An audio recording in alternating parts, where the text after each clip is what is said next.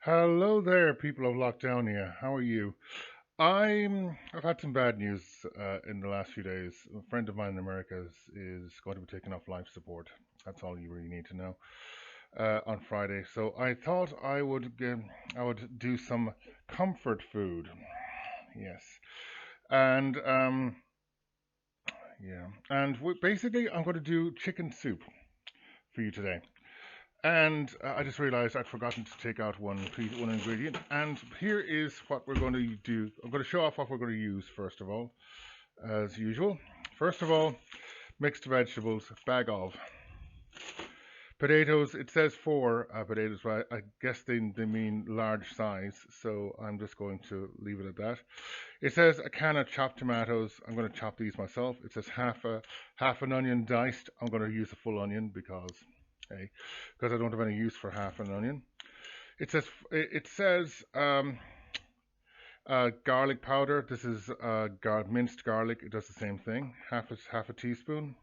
Half a teaspoon of parsley, salt and pepper, half a teaspoon, and 4 cups of chicken broth, which I'm going to use a stock pot for this. It also says gluten free on this, which, okay, I'm going to go into a bit of a rant here.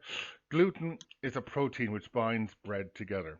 It's harmless to anyone that does not have gluten intolerance. It's horrible for those that do, and they have my sympathy. But for most people, it's perfectly fine. Putting it on something like a stock cube is like putting it on marmalade. There's no reason why gluten would be in marmalade or this. So that it's just a marketing gimmick, and it kind of annoys me, to be honest. Anyway, I'm going to put it into 4 cups of water, and my measuring tape, my measuring cups, and this don't agree on what's 4 cups, but I'm going by what's that because basically we're going to be making a cup of soup anyway. I'm going to put the recipe for all this on underneath all that and the website where I got this. So. We, without further ado, I think we shall. Oh yes, we're going to use chicken. It says two boneless, peel, skinless chicken breasts. I'm going to use chicken fillets. If the chicken wants to come along and complain, it has my address. So yeah, I will. So we will get started on this, and I will talk to you in a few moments. Pause here. Hello again. Now, the last time I did this, I actually made a boo because I kept covering my hand because I wasn't. It was a mistake because I kept. I couldn't show you exactly what I was doing, so I'm just going to repeat myself. Basically, the structure of an onion is that it's leaves covered, it's leaves that are built up over time, and but they're all connected to the bottom here, the root. So if you don't actually cut all the way down to the root, you will get the onion will still stay together, and you will have much easier time in actually cutting it into dices. Now this particular onion doesn't seem to want to cooperate, so we will, unlike the one I used, which was really easy. So let's just keep doing this while I'm talking. And this is the point where I'm wondering what the hell do I say, because yeah, here we are. There we go. This is one I should be writing a script for these things, but I just don't feel. But I mean, I feel that I just don't really go with scripts that well. I can't write them. I can read them. I just can't write them. Anyway, let's just yeah, let's leave it there. Anyway, it's basically you do a checkerboard symbol like so, and unfortunately, you kind of have to hold it like this, or else it just spreads out on you, so doesn't make it easy. As you can see, I've done a bit. Now, even though I've gone a bit too far with some of the cuts, it's still kind of holding together like this. So then you just cut down horizontally like this, and it falls away into a nice dice shape, and you can pretend that you're a professional. Now, as you can see, I cut way too far, and it's actually divided at the root, but that's okay. No one's going to see this, so so I can just pretend I'm still a professional, and just cut away like this, and you have something that approximates some onion. Right, let's just get rid of this. Now, here, this is, while this is a little bit, um, it's not that time consuming, I still should try and think of something to talk about while I'm doing this. So I thought I'd give you a local anecdote from Eskeaton. Now I don't know if Eskeaton would appreciate me doing this one, but there was when I was in Eskeaton, as I said to you before, I was part of the tourist office. At one time, uh, we were going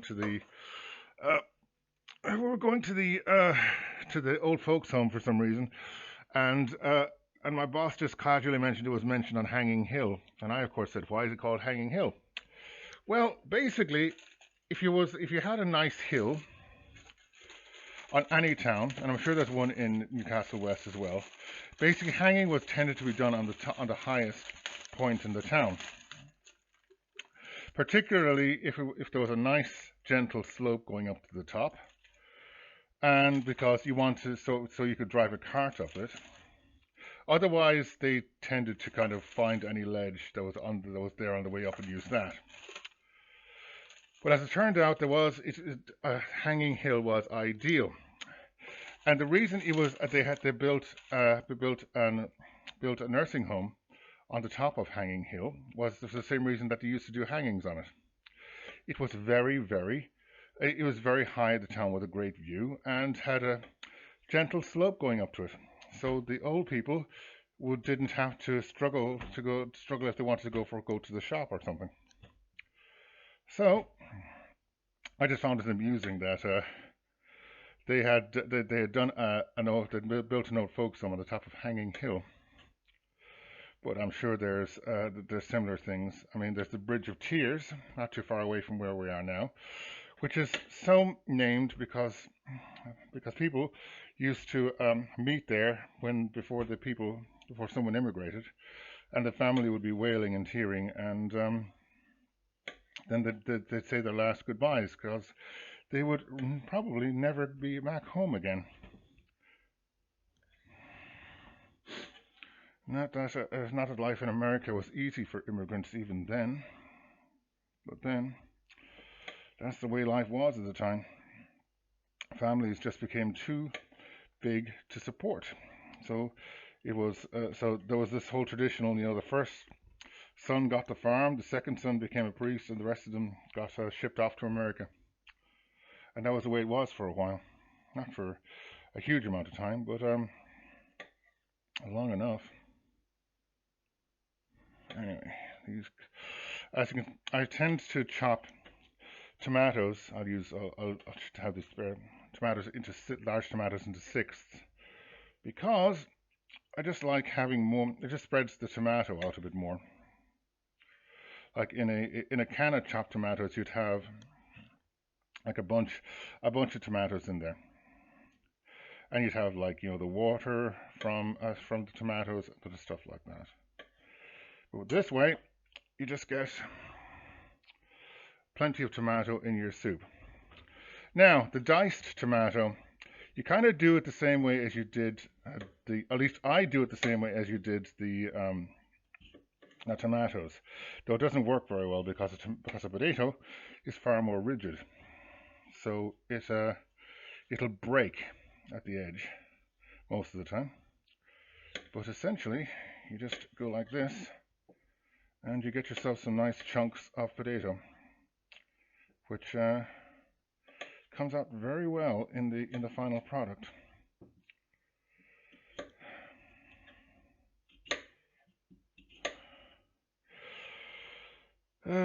Another thing in Eskeaton, of course, was the old abbey.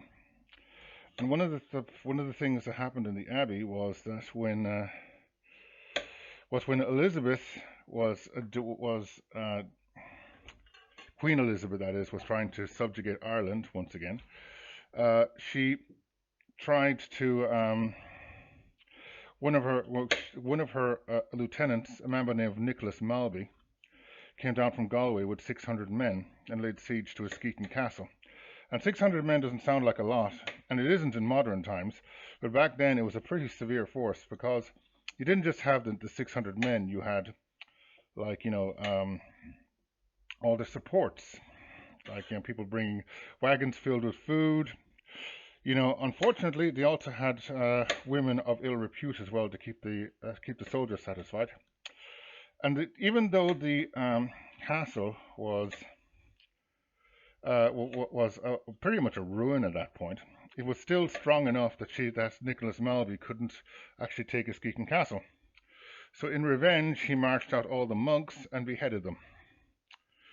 That was the problem with being supported by a local lord. Yes, you got lots of money, but if the lord ticked off the ruler,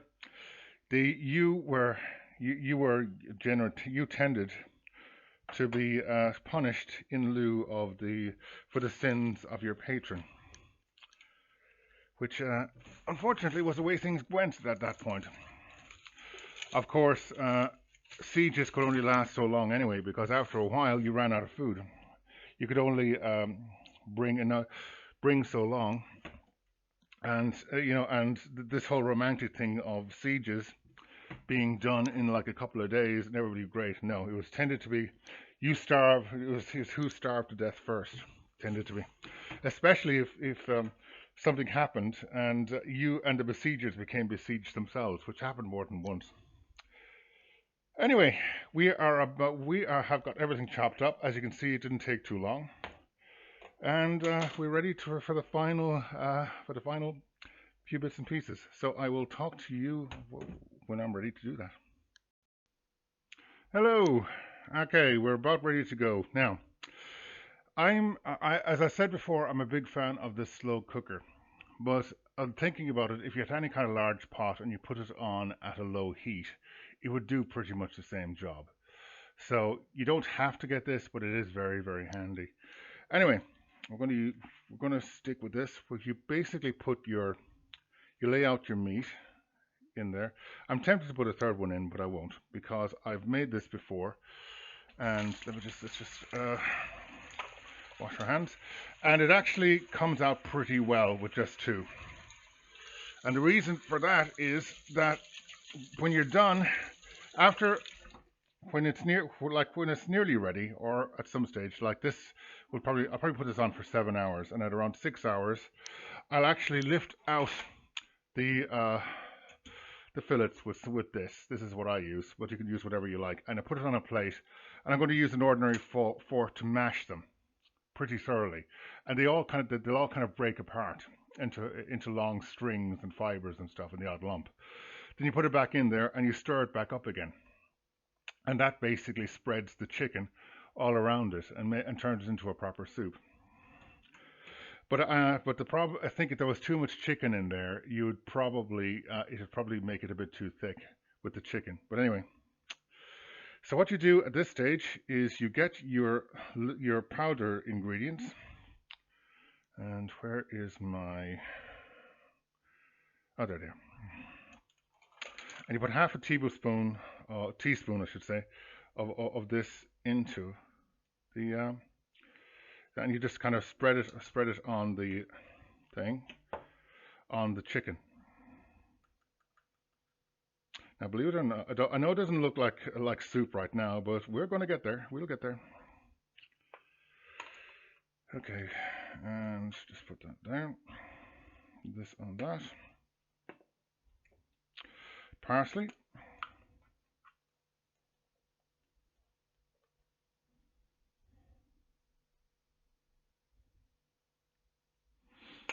And salt.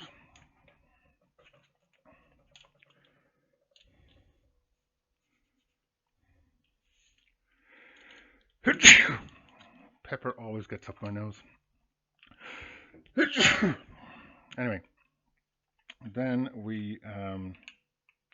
I'm going to put the chicken stock into the warm water here, and I'm just going to stir it around a bit just to let it dissolve. Okay, come on.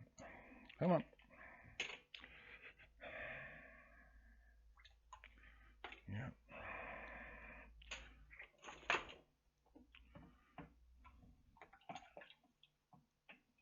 I'll just let it dissolve in there for a minute or two while I'm doing everything else.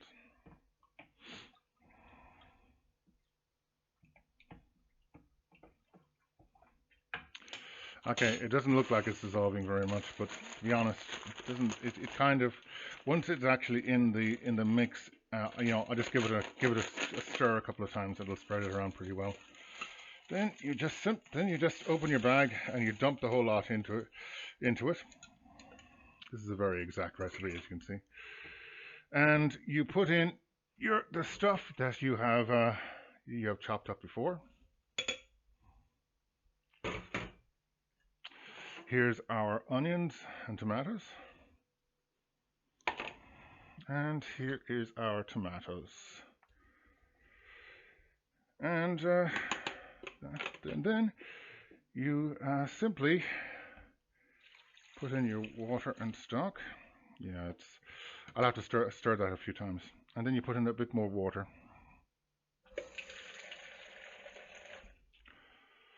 Now, if you have actual chicken broth, this would actually work much better, but it's not.